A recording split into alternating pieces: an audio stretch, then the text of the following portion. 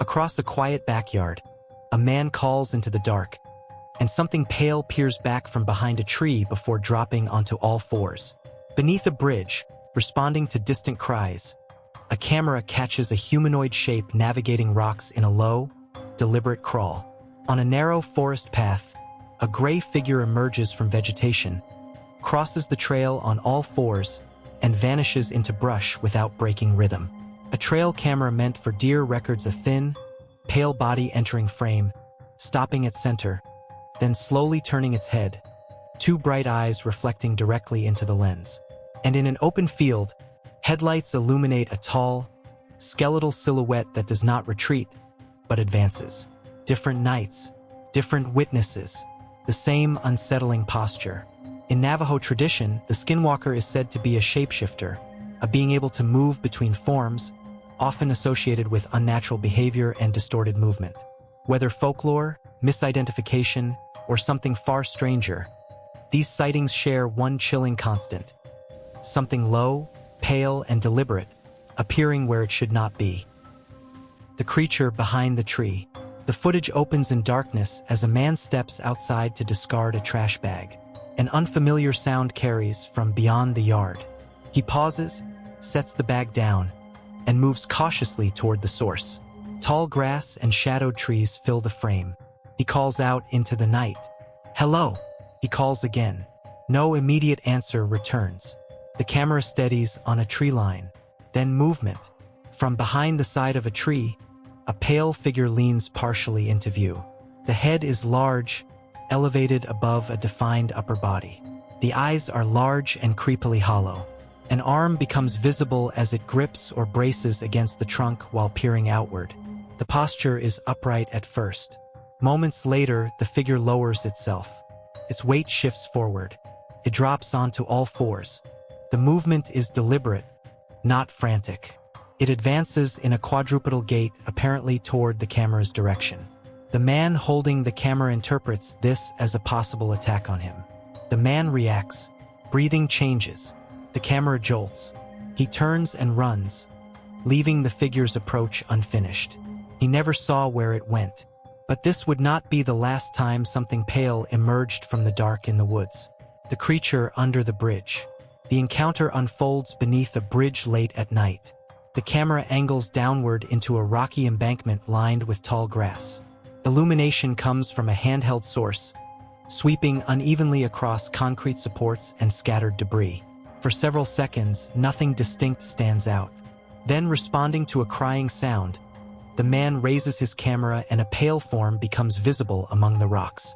It is humanoid in structure. A rounded head sits above a defined upper body. One arm extends forward, bent at the elbow, pressing against the ground. The other limb follows in similar fashion. The figure is not upright. It is positioned on all fours.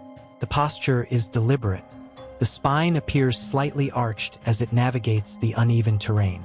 Its limbs articulate with coordination rather than collapse.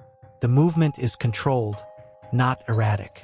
No facial features resolve in the limited light. The figure is making slow movement, pressing onto the rocks and making crying sounds. The camera jolts abruptly. The operator retreats and the image fractures into motion blur. The figure's full trajectory remains unseen. Different night, different location. Yet the same low posture would surface again, this time in the open with nowhere to hide. The creature on all fours. A lone person walks down a narrow path at night, trees pressing in on both sides. The camera movement indicates he feels uneasy. With every step, the silence grows heavier, as if he is not alone.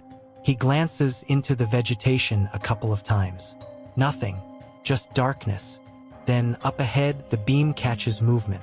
From the left side vegetation, a gray shape pulls itself into view. Not standing, crawling, twisted, and unnatural. His body stays low, unnaturally long torso. One arm reaches out, fingers planting against the dirt. Then the other. The motion is slow and deliberate, crosses the path on all fours. The back arches slightly with each shift of weight. The limbs move in controlled sequence, not scrambling, not startled. It does not react to the light. It simply moves from one wall of brush to the other as if the open track is temporary. For a moment, the man stands frozen, unable to reconcile what he's seeing. Then instinct takes over. He turns and runs, the sound of his own footsteps breaking the silence behind him. It crossed the path as if it owned the darkness. And somewhere else, unseen by human eyes, another camera would capture the same deliberate crawl. The trail camera capture. A trail camera set out to capture ordinary wildlife instead recorded something far more unsettling. The frame opens in infrared, a pale clearing bordered by a dark tree line. For several seconds, nothing moves. Then a shape enters. Thin, pale, low to the ground. It moves on all fours with a smooth, deliberate rhythm. The limbs extend and plant in controlled sequence, not scrambling like prey, not bounding like a deer.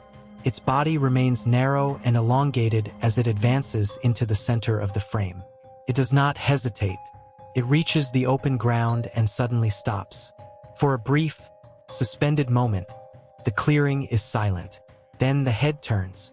The motion is slow, almost mechanical. Two large eyes flare white under the infrared light, reflecting directly back at the lens. The gaze appears fixed, as if aware of the camera's presence. It holds that stare, then keeps moving as if totally unbothered by being under scrutiny. The image of the creature resists easy explanation and lingers long after the frame fades. It looked directly into the lens, as if aware but unbothered. Soon, that calm would give way to something far more aggressive. The charge on the field.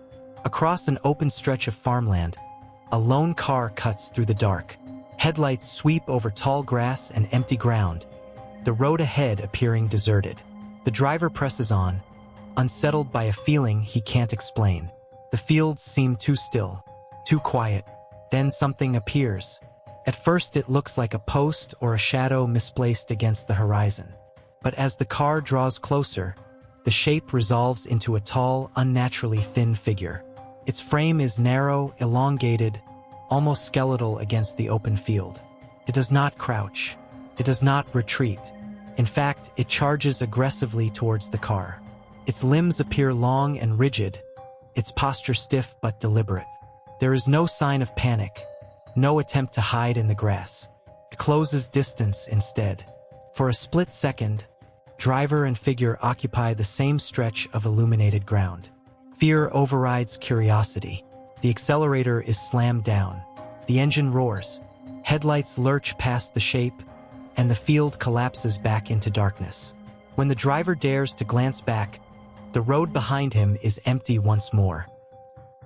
Across yards, bridges, forest paths, isolated fields, and silent clearings, the pattern repeats. Pale, low, deliberate, different witnesses, different cameras, the same posture, the same controlled movement. It does not panic. It does not hide. It watches. Whether folklore, misidentification, or something far older, one detail remains consistent. It never appears in daylight, and it never runs away. The story doesn't end here. For more mysteries, join us and subscribe to Beyond the Myth.